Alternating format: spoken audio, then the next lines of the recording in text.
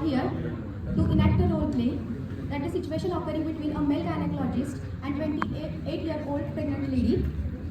जैसे कि हम सब जानते हैं, हमारे यहाँ ज़्यादातर महिलाएं उनका चेकअप महिला डॉक्टर से करवाती है और जो महिलाएं वो ग्रामीण भाग से आई हुई है या गांव से आई हुई है, वो उनका चेकअप मेल गायनेक से करने में थोड़ा हिचकिचा करती है। तो यहाँ पर हम यही सिचुएशन आपके सामने इनेक्ट करेंगे। यहाँ पर now I would like to present Shubham as a doctor, as a male gynecologist, Pratiksha as a 28-year-old pregnant lady, Soham as her husband, Kuldeep as a receptionist, Purva as a nurse, and Kirti Kumar and Revati as an intern. And Sneha, Ayush and Sejal will narrate this role.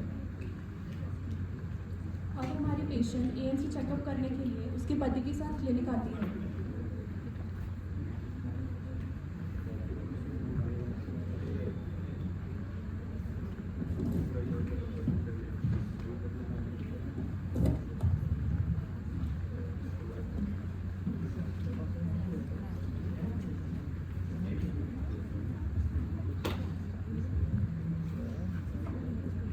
Doctor आहे हो आहे ना.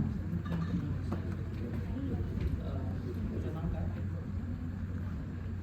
बबिता गडा, कुठून आला? सिडको, संभाजीनगर.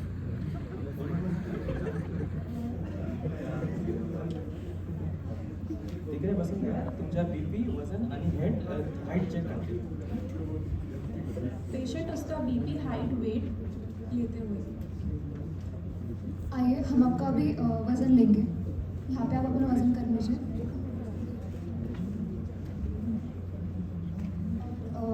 यहाँ पे 1 minute height check कर लेते हैं।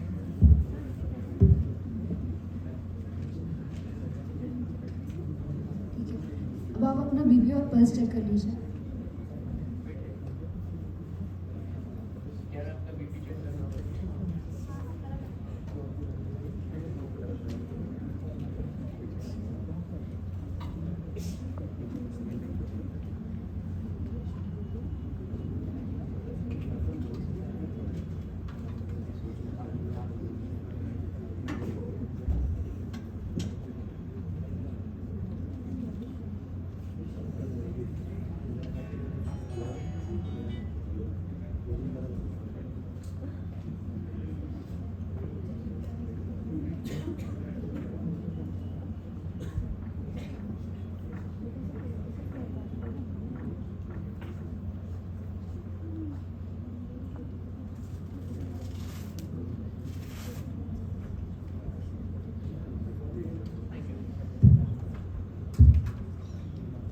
पेशेंट ओपीडी में जाती है और मेल डॉक्टर को देख के थोड़ी परेशान हो जाती है।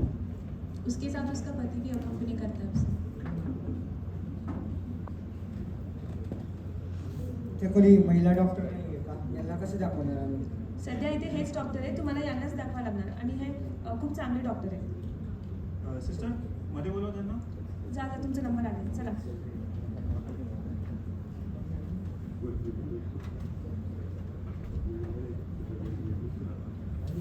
या बसा.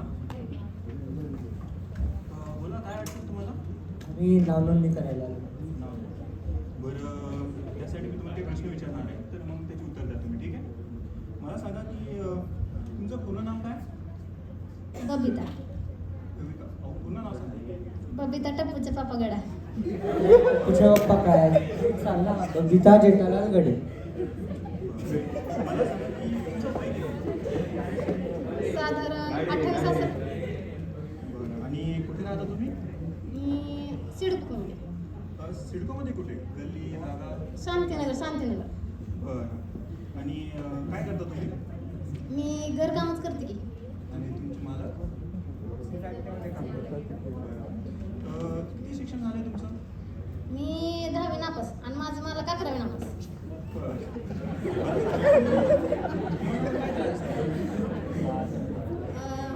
त्रास काय नाही आहे, मला दिवस गेले पण आम्ही दाखवायला आलो. बरं, दिवस गेले तुला. कोणता महिना? 3रा लागलाय आताच. बरं, आणि त्याचा काही त्रास होतोय का तुम्हाला? पहिलं व्हायचा मळमळ, उलट्या, आता काय होईना तसं. बरं, आणि त्यासाठी तुम्ही काही औषधी घेतलीत का? हां, डॉक्टरनं दिलं तर काय तर, पण 2-3 दिवसानं राहिलं म्हणून नंतर काय त्याचं यूजच केला.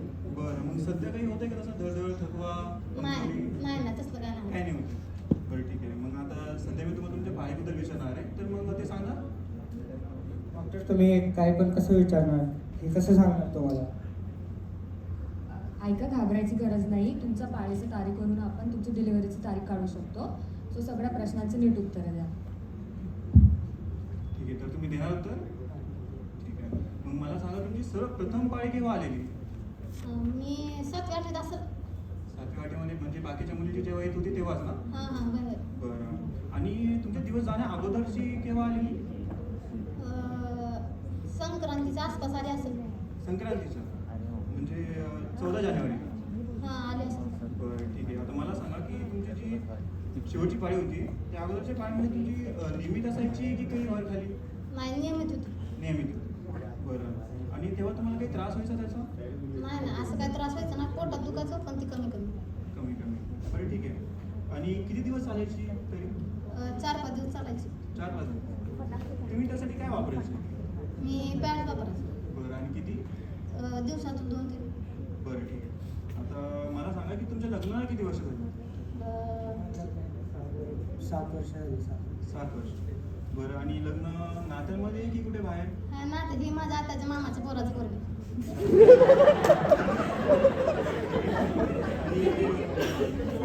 आणि किती दिवस गेले तुम्हाला?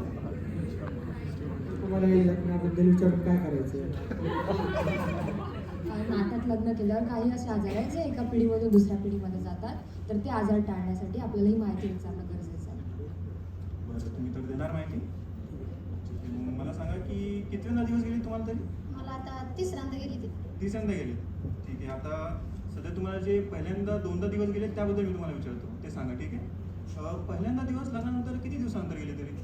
पहिल्यांदा 1 वर्षानं गेलते, पण ती पडलं म्हणले डॉक्टर. आम्ही डॉक्टरकडे गेलो तर डॉक्टर म्हणले काय तर वजन उचललं असेल, तेव्हा ते पडलं. मग ते कळालंच नाही, पण पडलं. बरं. आणि दुसऱ्यांदा दिवस गेले ते त्यानंतर किती दिवसानंतर? ती 2 वर्षानं गेली असतील. हाय की मुलगा माझा टप्पू, लय शैतान आहे हो. मग सध्या त्याचं लसीकरण वगैरे झालं आहे ना? हां झालं की. ठीक आहे ठीक आहे ठीक आहे. मग मला सांगा की दिवस जाण्यासाठी तुम्ही काही वापरलात का? म्हणजे काय म्हणायचं म्हणजे डॉक्टर? काही औषधं किंवा निरोध असं काही? हो डॉक्टर, तुम्ही हे काय विचारताय? नाही का, आम्ही तसं काय वापरलं नाही. शांत व्हा. आणि बघा, अशी माहिती द्यायला घाबरू नका. ही माहिती आमच्यापर्यंतच मर्यादित राहणार आहे, म्हणून मग काही काळजी करू नका. ठीक आहे. मला सांगा की तुम्हाला कसं कळलं की तुम्ही प्रेग्नंट आहात? माझी पाळी चालू नव्हती 1.5 महिना. मग डॉक्टरकडे गेलं. मग डॉक्टरनं काहीतरी टेस्ट केली. मग ते जाऊन डॉक्टर म्हणले. बरं. आणि त्यानंतर त्यांनी काही औषधं वगैरे दिली होती तुम्हाला? हां ती लाल गोळी दिल्या काहीतरी. आधी तुम्ही घेता का ती आता? हां घेते. बरं ठीक आहे. आणि या दिवसांमध्ये काही मोठ्या आजाराने तुम्ही हॉस्पिटलमध्ये ॲडमिट झालात का? नाही नाही तसलं काही बी नाही. तसं काही नाही. बरं. सध्या तुम्हाला काही कावीळ, साखर, पट्टा, बीपी असं काही त्रास होतोय? नाही नाही काही नाही. आणि तुमच्या मालकांना? नाही माझं मालकाला बी काय नाही. आणि घरामध्ये कोणाला असं काही आहे का? हाय माझ्या सासूबाईला बीपी. बीपी? बरं ठीक आहे. मला सांगा की तुम्हाला भूक व्यवस्थित लागते? हां हां लागतं. बरोबर. तुम्हाला झोप व्यवस्थित येते? हां आणि कसली सवय किंवा व्यसन आहे का? सवय व्यसन काय नाही, पण सुपारी खाते कधी कधी. बरं ठीक आहे. मग सध्या तुम्ही रक्त चेक केलं असणारच आहे, तर मग ते कागदपत्र घेऊन या. आणि यापुढे नेहमीच तुम्ही नाव नोंदणीसाठी येत जा. ठीक आहे? चालेल. या.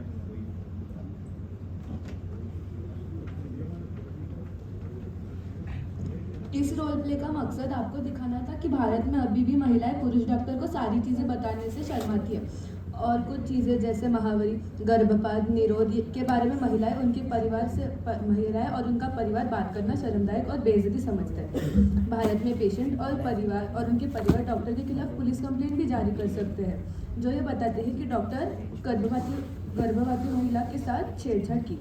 इसी कारण से भारत सरकार को यह नियम बनाना पड़ा कि जब भी एक पुरुष डॉक्टर महिला की जांच कर रहा है, उसे एक नर्स जो एक महिला है या फिर महिला कर्मचारी या पेशेंट के कोई रिश्तेदार के साथ रखना पड़ेगा। सरकार ने इसी वजह एएनसी के द्वारा लगाया है कि जिसमें पेशेंट को 7 महीने तक हर महीने आकर और 8वें और 9वें महीने में हर हफ्ते आकर एक डॉक्टर से जांच करवानी होगी, ताकि कोई भी तकलीफ हो तो पहले से पता चल सके।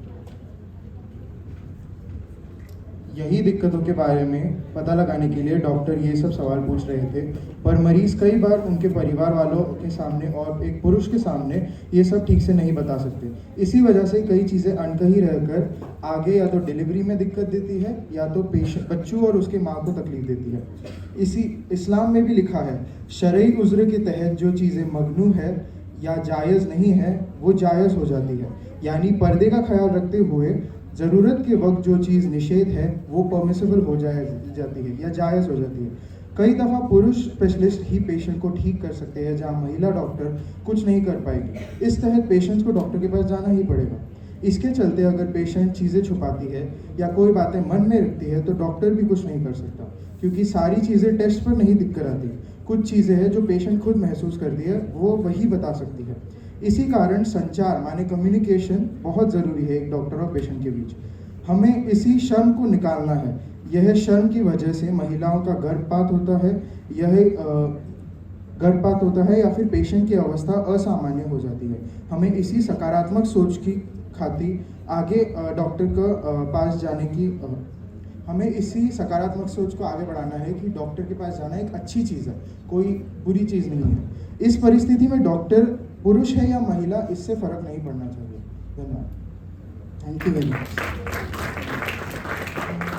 Thank you everyone for listening patiently, and thank you Pathology Department for giving us this opportunity to present about communication skills. Thank you. Done?